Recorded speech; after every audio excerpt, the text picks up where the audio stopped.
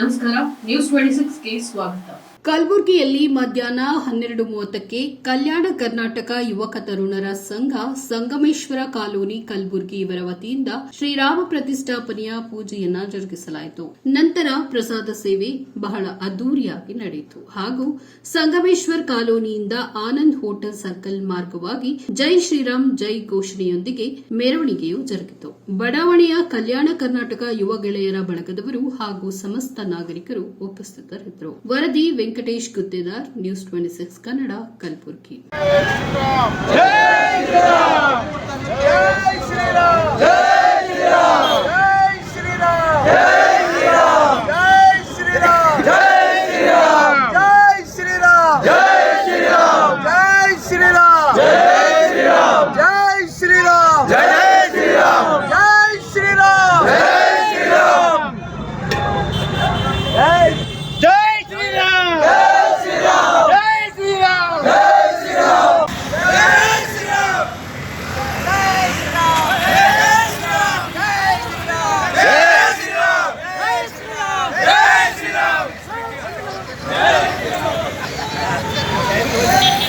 ಇನ್ನಷ್ಟು ಸುದ್ದಿಗಾಗಿ ನೋಡ್ತಾ ಇರಿ ನ್ಯೂಸ್ 26 ಕನ್ನಡ. ನಾವು ನಿಮ್ಮೊಂದಿಗೆ.